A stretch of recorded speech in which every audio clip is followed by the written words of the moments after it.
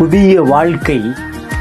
விபச்சாரத்தில் கையுமையுமாய் பிடிக்கப்பட்ட ஒரு ஸ்திரியை இயேசுவுக்கு முன்பாக கொண்டு வந்து நிறுத்தினார்கள்.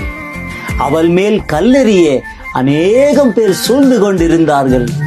ஒவ்வொரு நிமிடமும் தன்மேல் பயங்கரமான கற்கள் வந்து விழுந்து நொறுக்கும் என்று அந்த ஸ்திரீ பயந்து கொண்டிருந்தாள். இயேசுவோ அவளை கல்லெறிய வந்தவர்களிடம், உங்களில் பாவமில்லாதவன் இவள் மேல் முதலாவது கல்லெறிய கடவன் என்றார். அப்பொழுது அவர்கள் அமைதியாய் விலகி போய்விட்டார்கள்.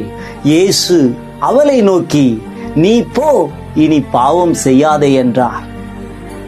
தான் மறுபடியும் இந்த பூமியிலே வாழுவேன் என்ற நம்பிக்கையை இழந்திருந்த அவளுக்கு கிறிஸ்துவின் வார்த்தைகள் ஆறுதலும் நம்பிக்கையும் தந்து புதிய வாழ்க்கையையும் கொடுத்தார். அதே தேவன் இன்றைக்கு உங்களுக்கும் புதிய வாழ்க்கையை தந்தருளுவார்.